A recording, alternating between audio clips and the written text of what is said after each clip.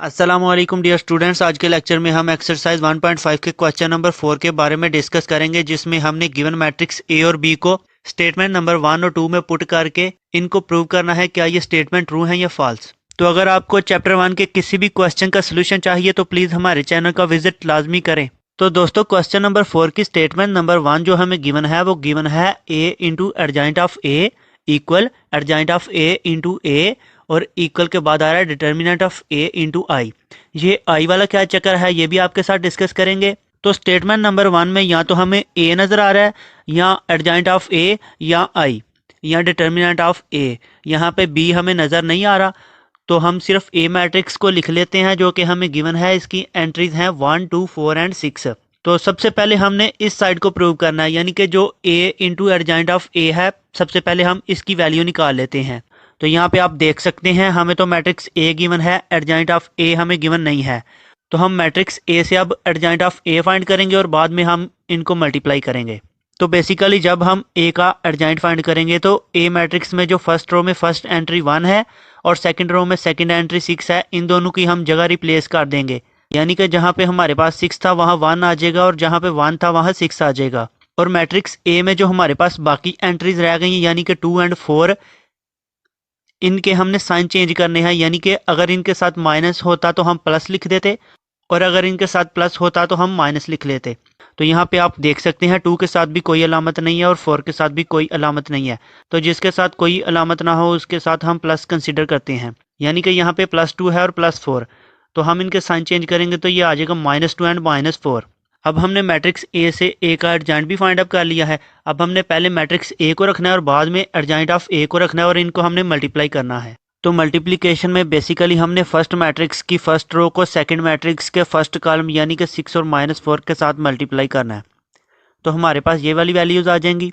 Multiply हमने कैसे करना है, बेसिकली हमने 1 को मल्टीप्लाई करना है 6 के साथ, तो हमारे पास ये वाली वैल्यूज़ आ जाएंगी। नेक्स्ट हमने प्लस लिखना है और प्लस लिखने के बाद 2 को मल्टीप्लाई करना है -4 के साथ, तो हमारे पास ये वाली वैल्यूज़ आ जाएंगी। अब हम दोबारा फर्स्ट मैट्रिक्स की फर्स्ट रो जो कि 1 और 2 है, इसको सेकंड मैट्रिक्स के सेकंड कॉलम यानी कि -2 और 1 के साथ मल्टीप्लाई करेंगे, तो हमारे पास मल्टीप्लाई करने के बाद ये वाली वैल्यूज़ आ जाएंगी। तो फर्स्ट मैट्रिक्स की फर्स्ट रो को सेकंड मैट्रिक्स के सारे कॉलम्स के साथ मल्टीप्लाई करने के बाद अब हम फर्स्ट मैट्रिक्स की सेकंड रो की बात करते हैं जो कि हमें गिवन है 4 एंड 6। इसको भी पहले हम सेकंड मैट्रिक्स के फर्स्ट कॉलम के साथ मल्टीप्लाई करेंगे तो हमारे पास ये वाली वैल्यूज़ आ जाएंगी। और जब हम इसको सेकंड मैट्रिक्स के सेकंड कॉलम से मल्टीप्लाई करेंगे तो हमारे पास ये वाली वैल्यूज़ आ जाएंगी। मल्टीप्लाई करने के बाद हमारे पास ए इंटू एडजॉइंट ऑफ ए इस शेप में आ जाएगा। यहाँ पे जो वैल्यूज़ क्लोज ब्रैकेट्स में है और आपस में मल्टीप्लाई हो रही हैं, इनको हम मल्टीप्लाई कर लेते हैं, तो हमारे पास ए इंटू एडजॉइंट ऑफ ए इस शेप में आ जाएगा। तो यहाँ पे जो वैल्यूज़ मज़ीद प्लस माइनस हो रही हैं इनको हम मज़ीद प्लस माइनस करेंगे तो हमारे पास फाइनली आंसर ये वाला आ जाएगा। तो दोस्तों, ए इंटू एडजॉइंट ऑफ ए को प्रूव करने के बाद अब हम प्रूव करेंगे एडजॉइंट ऑफ ए इंटू ए। यानी कि अब हम एडजॉइंट ऑफ ए को पहले रखेंगे और जो ए का मैट्रिक्स है उसको बाद में रखेंगे और इन दोनों को मल्टीप्लाई करेंगे। तो जो ए मैट्रिक्स था उसमें से हमने एडजॉइंट ऑफ ए को फाइंड अप किया था। अब हमें दोबारा इसको फाइंड अप करने की ज़रूरत नहीं है। अब हम सिंपली एडजॉइंट ऑफ ए को पहले रखेंगे और ए मैट्रिक्स को बाद में रखेंगे और इनको मल्टीप्लाई कर देंगे। तो जैसे हमने ए इंटू एडजॉइंट ऑफ ए को मल्टीप्लाई किया था, इसी तरह एडजॉइंट ऑफ ए इंटू ए को अब हम मल्टीप्लाई करेंगे तो हमारे पास ये वाली वैल्यूज़ आ जाएंगी। तो ये जो मैट्रिक्स हमारे पास आया इसमें जो वैल्यूज़ क्लोज ब्रैकेट्स में है और आपस में मल्टीप्लाई हो रही है उनको हम मल्टीप्लाई करेंगे तो हमारे पास ये वाली वैल्यूज़ आ जाएंगी, जिनको हम मज़ीद प्लस माइनस करेंगे तो हमारे पास एडजॉइंट ऑफ ए इंटू ए का आंसर ये वाला आ जाएगा। तो दोस्तों, जब हमने ए इंटू एडजॉइंट ऑफ ए को फाइंड अप किया था तो उनको हल करने से जो हमारे पास मैट्रिक्स आया था उसकी भी यही एंट्रीज थी। दोस्तों, अब हम डिटर्मिनेंट ऑफ ए इंटू आई की बात कर लेते हैं। तो यहाँ पे जो आई है इसका मतलब है आइडेंटिटी मैट्रिक्स, यानी कि जो आइडेंटिटी मैट्रिक्स होते हैं उनकी डायगोनल एंट्रीज 1 1 होती हैं।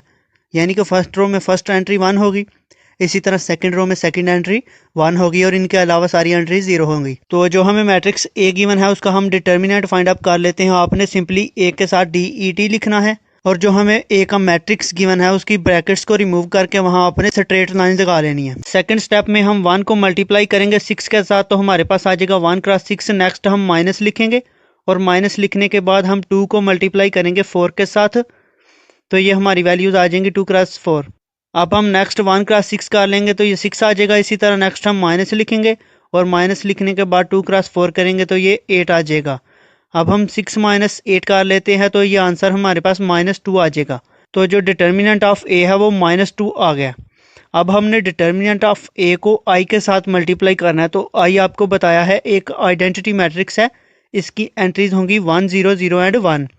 तो -2 को इसके साथ मल्टीप्लाई करेंगे तो हमारे पास डिटर्मिनेंट ऑफ ए इंटू आई का आंसर ये वाला आ जाएगा। तो जो हमें स्टेटमेंट नंबर 1 गिवन है उसकी तीनों साइड्स का आंसर सेम है।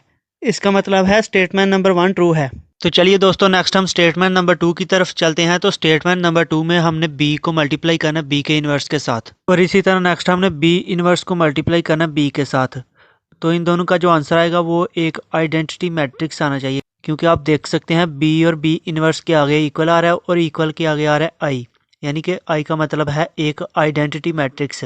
तो जब हम बी और बी इन्वर्स करेंगे, इनको मल्टीप्लाई करेंगे, तो इनका आंसर एक आइडेंटिटी मैट्रिक्स आना चाहिए। तो हमें तो मैट्रिक्स बी गिवन है, बी इन्वर्स गिवन नहीं है। तो हम फार्मूले की मदद से पहले बी इन्वर्स को फाइंड अप कर लेते हैं। बेसिकली बी इन्वर्स का फार्मूला होता है एडजॉइंट ऑफ बी और डिवाइड में आता है mod of B. Mod of B को आप डिटर्मिनेंट ऑफ बी भी कह सकते हैं। तो हमें जो मैट्रिक्स बी गिवन है इसका पहले हम एडजॉइंट फाइंड अप कर लेते हैं। तो जैसे हमने मैट्रिक्स ए का एडजॉइंट फाइंड किया था, इसी तरह इसका भी आपने एडजॉइंट फाइंड अप कर लेना है। और अब हम दोबारा मैट्रिक्स बी का डिटर्मिनेंट फाइंड अप कर लेते हैं, क्योंकि बी का इन्वर्स फाइंड अप करने के लिए हमें दो चीज़ें चाहिए, एडजॉइंट ऑफ बी और मॉड ऑफ बी। तो एडजॉइंट ऑफ बी तो हमने फाइंड अप कर लिया, अब हम डिटर्मिनेंट ऑफ बी को फाइंड कर लेते हैं। तो जैसे हमने मैट्रिक्स ए का डिटर्मिनेंट फाइंड अप किया था, इसी तरह आप बी का भी डिटर्मिनेंट फाइंड अप कर लेंगे। तो इसका आंसर आ जाएगा -4। तो अब हमने एडजॉइंट ऑफ बी और बी के मॉड को डिफाइन कर लिया है। तो अब हम बी इन्वर्स के फार्मूले में इन वैल्यूज़ को पुट करते हैं, तो हमारे पास बी इन्वर्स की वैल्यूज़ ये वाली आ जाएंगी। जो बटे में हमारे पास -4 आ रहा है, इसको मैट्रिक्स से अलग करके लिख लेते हैं, तो ये -1/4 आ जाएगा। और नेक्स्ट हमारे पास मैट्रिक्स आ जाएगा। अब हमारे पास जो -1/4 है ना, इसको मैट्रिक्स की हर एंट्री के साथ मल्टीप्लाई कर लेते हैं, तो हमारे पास बी इन्वर्स इस शेप में आ जाएगा।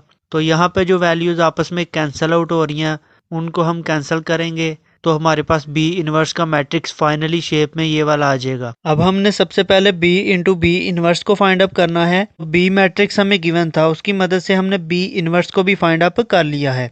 तो चूंकि हमने बी इंटू बी इन्वर्स को फाइंड अप करना है, तो पहले हम बी मैट्रिक्स को रखेंगे और बाद में बी इन्वर्स के मैट्रिक्स को रखेंगे और इन दोनों को मल्टीप्लाई करेंगे। यानी कि फर्स्ट मैट्रिक्स की फर्स्ट रो को सेकंड मैट्रिक्स के फर्स्ट कॉलम से पहले मल्टीप्लाई करेंगे, तो हमारे पास ये वाली वैल्यूज़ आ जाएंगी। और दोबारा फर्स्ट मैट्रिक्स की फर्स्ट रो यानी कि 3 और -1 को सेकंड मैट्रिक्स के सेकंड कॉलम्स की एंट्रीज के साथ मल्टीप्लाई करेंगे, तो हमारे पास ये वाली वैल्यूज़ आ जाएंगी। अब हम फर्स्ट मैट्रिक्स की फर्स्ट रो को सेकंड मैट्रिक्स के दोनों कॉलम्स के साथ मल्टीप्लाई करने के बाद फर्स्ट मैट्रिक्स की सेकंड रो की तरफ आ जाते हैं, यानी कि 2 एंड -2, यानी कि 2 और -2 की बात कर लेते हैं।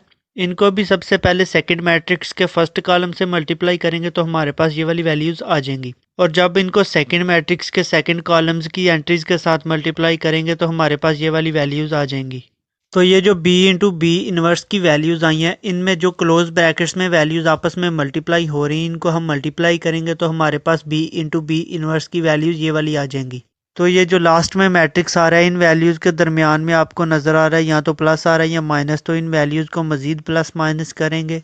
तो वैल्यूज़ को प्लस माइनस करने के बाद हमारे पास b इंटू बी इन्वर्स का ये वाला मैट्रिक्स आ जाता है।